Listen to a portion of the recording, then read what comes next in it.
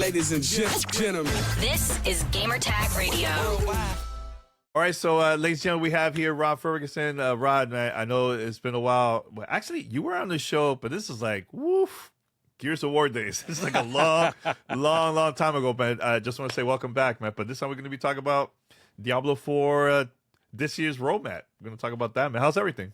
Everything's great, dude. Like, and if you're not too tired of it, congrats on the 20 years. I mean, I think since you have 20 years of Gamertag Radio, yeah, I have to imagine, that you go back a long ways with a lot of people. Yeah, a lot of people. Old school.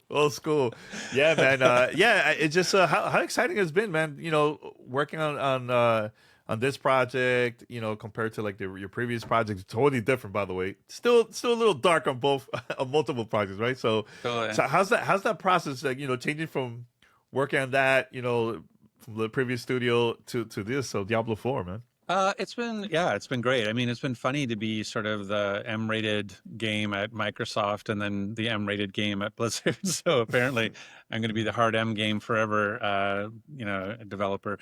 But no, it's really cool. I think the hardest part was actually the transition was during COVID. So I basically had 8 days in the office before everybody left, and so I had to kind of sort of learn the team and the team get to know who I am all through on a little Zoom window. So it was hard with that transition, but no, the game and the team and the company is fantastic.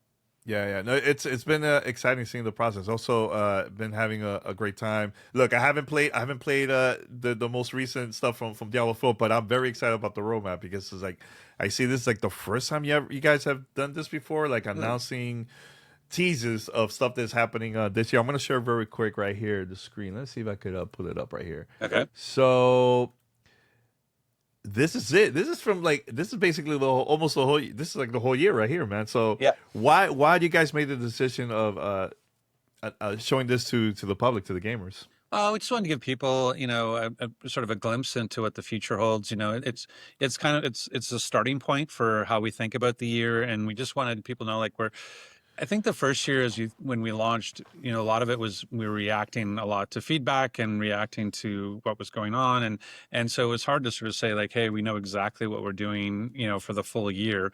And now as we've got, our process matured, our team has matured, and we've continued to grow the game, we were able to sort of now look at it and be more tactical about like, here's what each season is, because seasons are all developed sort of in parallel. And that's one of the challenges of development, is that it's not built in serial. So you're not just like, oh, here's a season, wait till it's over, start the new season. To have that content always available, you kind of have to overlap your development. And that's why when people will be like, hey, we gave you this feedback last season, where is it? And we're like, yeah, we already, it's like when we launched Diablo IV, we'd already finished the work on season 1. So when people were like, hey, we gave you this feedback, how come we don't see it in season 1? I was like, well, we were already finished before we even got that feedback. And that's just one of the challenges of having a live service, is having this content that's ever fresh and ever changing. And so you kind of have to get ahead of it. And so this time we're trying to we want to be more forward looking and communicate with the players and get their feedback. And we'll continue to iterate based on that feedback. But this is a good starting point. It gives you sort of the general themes for the rest of the year, and then a little bit of glimpse of what we're doing next year. So if there's players out there that are not high levels yet, they're still playing the game, from like the base game. Right. Is this something where they need to be at a high level to experience all this type of content in the future?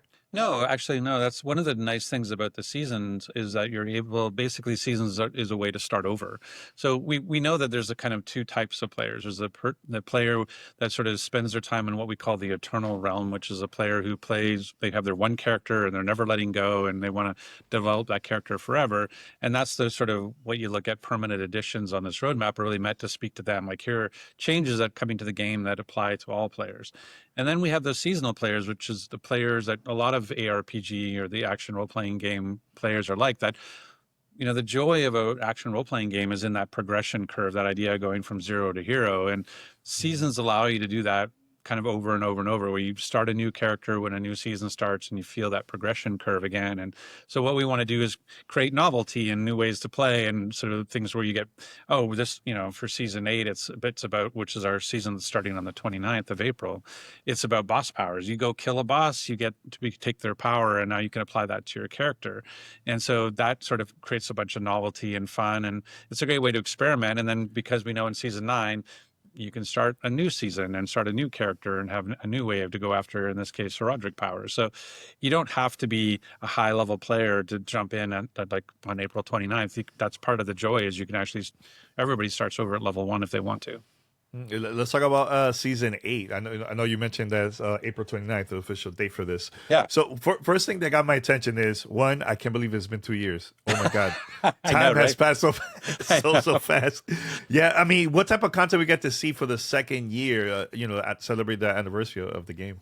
Yeah, well, we're sort of going through and finding ways to sort of look at some of the things that we have, like our boss ladder and our bosses, and how we can go in and tweak those and change those, and again, to create that novelty. What we're excited about with season 8 is the return of Belial. So for the lore nerds out there, there are these sort of 7 greater evils, and that are part of like the 3 primevals with Mephisto and Diablo and Baal. And then you have the 4 lesser evils, and Belial's one of them. He's the Lord of the Lies. And he was a big part of Diablo 3, and it's great to bring Belial back. And so, with everything that's going on in our story around Mephisto's return to Sanctuary, it's a great opportunity to bring back the Lord of Lies. And so you get to fight Belial as part of season 8, and we get to go after those bosses and steal their powers and be able to take them on. So you get to equip, there's a way that it works, but you can basically steal 24 different boss powers, and then you can have a main power and then modifiers to really change up how your character plays. And what's this new IP collab, and what made you guys make the decision to work with another IP that makes sense for the game? Well, that was the big thing for us, was that we've done internal collabs before, like we've done one with World of Warcraft, and that stuff always makes sense to work with inside of Blizzard. But as we were building Diablo, we were always trying to look at it, how we do things from an authentic perspective. And that's why even when you go back to when we first launched in the first seasons and the first cosmetics, they're very grounded. They're very trying to be true to the time and place of Diablo. And sort of as you get further along, you can kind of start to get a little bit more, fantastic in terms of what you're doing. But when we thought about collabs, we wanted to still lean into that authenticity. Like, what is a collab that doesn't feel out of left field, that you're like, oh, this, I could see this with Diablo. This makes a lot of sense. And so we're really excited to work with the Berserk IP, from the manga from 1989, and be able to go in and because when you think of that sort of dark, gritty, medieval, dark fantasy world that is Berserk, it fits really, really nicely with Diablo. So we're really excited to bring a bunch of collectibles and cosmetics from that IP into Diablo. Oh, that's pretty cool, man. How long you guys been going back and forth with trying to make this happen, this collab happen? Was it a while? Or what? Yeah, it's been a while, but that's that's part of the process. Anytime you work with another IP, it's all about relationship building and showing what you're thinking and building that trust and getting those approvals. And so we're really excited that this is our first external one. And we have a lot of fans inside the team. I'm relatively new to Berserk as a manga. I'm not the biggest manga reader, but just seeing how well it fits and going and looking at Guts and Griffith and all the things that we're able to bring. My favorite thing that we're bringing is, I don't know if you know much about Berserk, but there's a little dwarven blacksmith called Schnoz. He kind of looks like a walking nose, and when he's sort of over characterized, and he's going to be one of our pets in season 8. So it's kind of fun we'll be seeing Schnoz walking around. So that's fun. And what you could tell us about, still talking a little bit about the roadmap, season 9, and then the next season after that from September to December.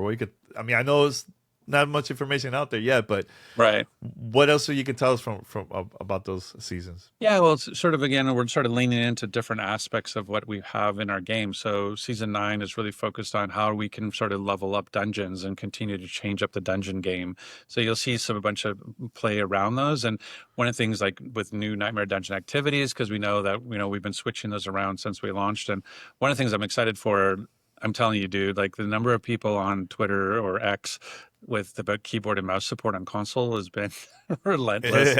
I'm not surprised. Not surprised. So I'm so Yeah, happy that we're able to bring it in season 9 that people can actually use their keyboard and mouse on consoles. That's really exciting. that's really cool. Yeah, and then season 10 again. So taking Infernal Hordes and going like, okay, how can we plus that up and really lean into it? And then we've got another IP collab that we're going to be excited to talk about soon. So it's one of those things. It's just sort of again, we're trying to bring the novelty, make it exciting, and and then all that leads into 2026, which we know with the expansion 2 coming.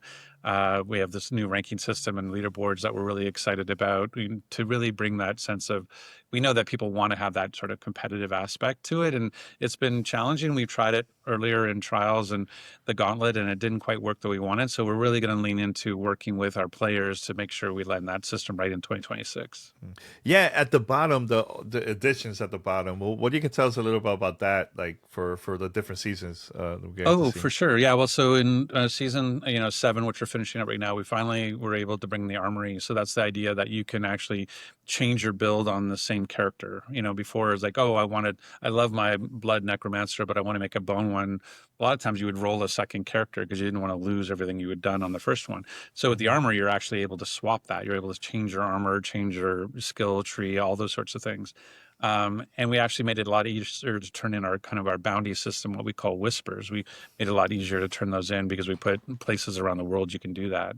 But in season 8, we're bringing new bosses to the boss ladder. We're excited about it. So Belial is showing up, and not only Belial, but he actually comes in 2 forms. We have what we call a baby Belial, which is the traditional Belial, and then we have kind of what you remember from Diablo 3. There's Giga Belial, which is this giant, sort of bigger than the screen, kind of world boss size Belial, which is going to be fun way to play that. And those people who own expansion 1 will get some bosses from that. So Yurvar, which is sort of one of the bads from X1, and the Harbinger of Hate is going to be coming. Both those bosses are coming to our boss ladder. We're adding some quality of life around the boss, around being able to know, hey, here's the materials you need, and make it easier to get to them, and those sorts of things. Because right now you sort of have to find them on the map. Reliquaries is a whole new feature. So Reliquaries is sort of changing up the Battle Pass game. And so one of the things, Battle Passes traditionally are basically like just a 1 to 50 or 1 to 100 or whatever it is. It's just a time, like a single linear line. And Reliquaries is a way of imagining the Battle Pass as a series of catalogs so that you can pick the order and what it is you want to unlock first. Oh, and so okay. instead of saying like, oh, if I really like this piece of armor, but I got to get to level 78 to do it and the Battle Pass, like it's a long grind to get there. But now you can go and say, oh, that armor is inside this reliquary, and now I just have to go and I can target just that, and I can actually, once I get enough what we call favored tokens that you unlock just by playing the game, you can say, oh, I want that armor first, right? And you can sort of decide, do you want to spend right away, do you want to save them up as you're earning them? And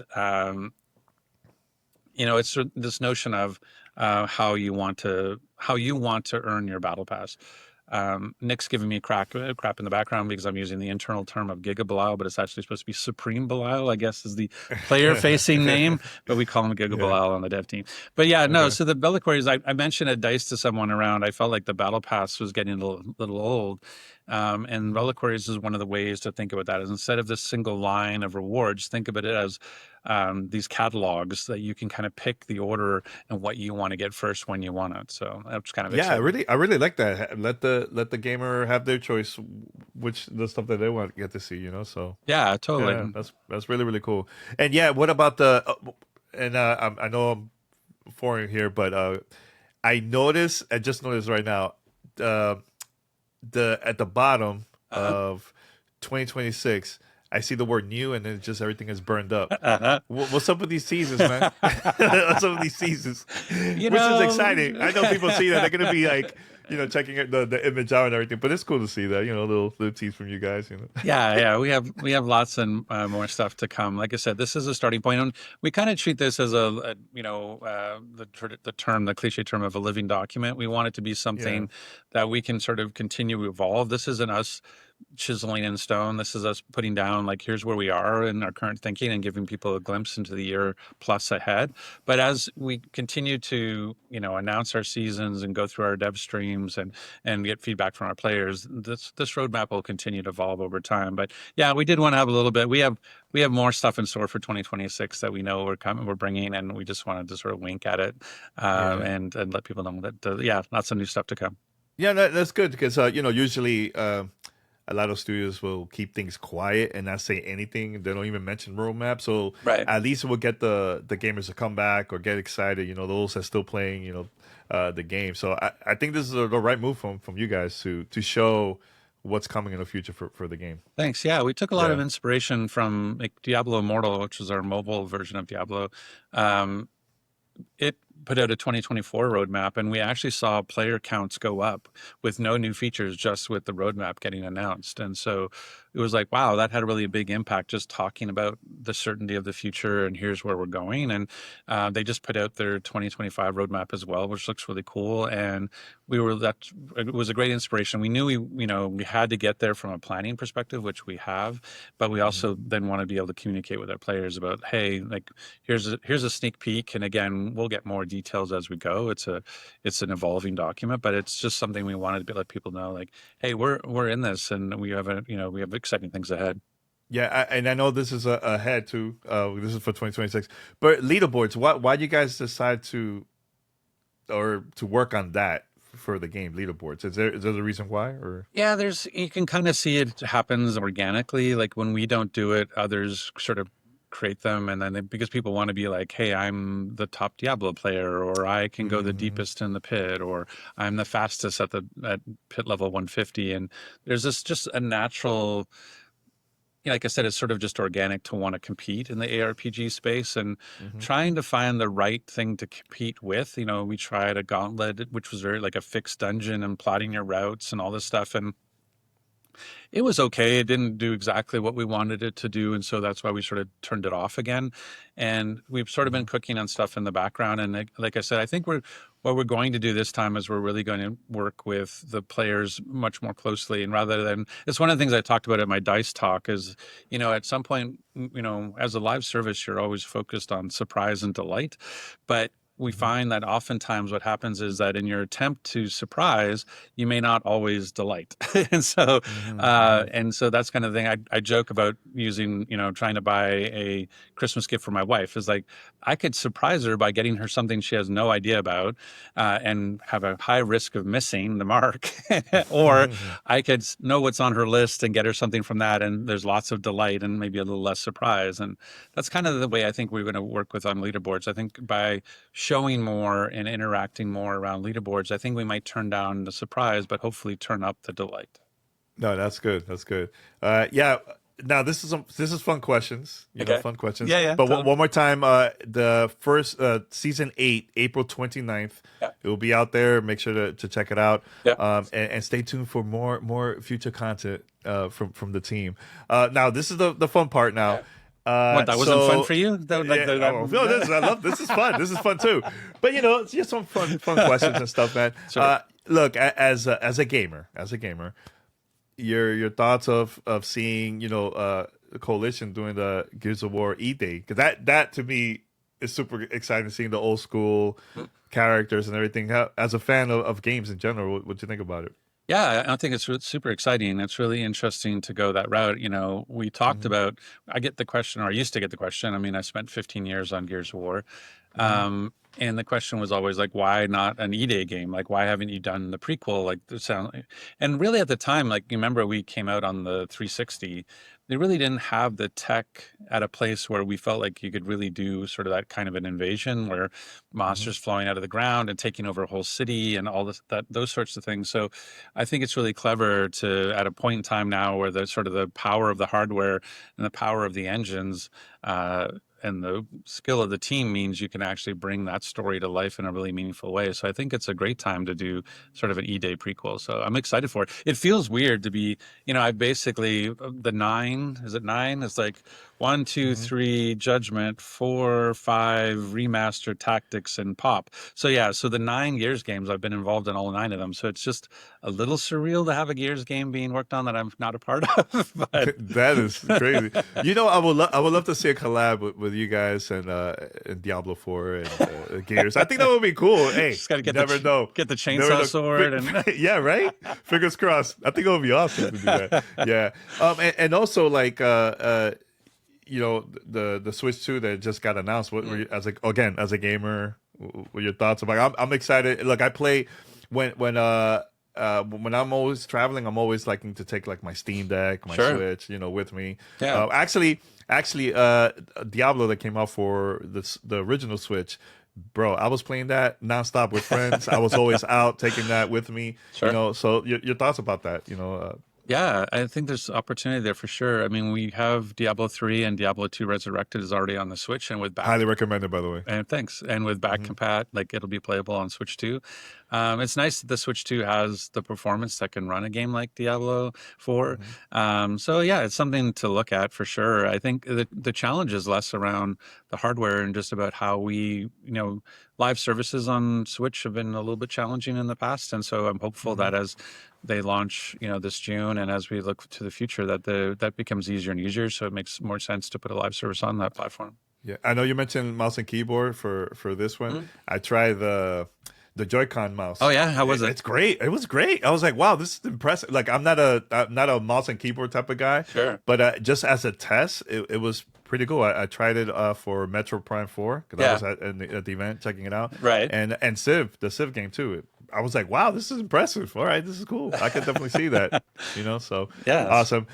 Now, I just want to say, man, thank you so much for again, once again, for being on the show, and we love to have you on again. I would love also for Paris to come here. We could talk about some old gaming stuff too, man. Oh, for sure. And talk about your career too. I think you have an awesome resume, man. I think it is important to share that to the world, man. Oh, I appreciate that. No, yeah, no, I'd love to come on. I'm congratulations on 20 years. Like, not many things last 20 years in this industry, so it's fantastic you've been able to keep this going. And I was just looking at your episode 1400 and so I'm like, I don't know how you keep up with the content demands, dude.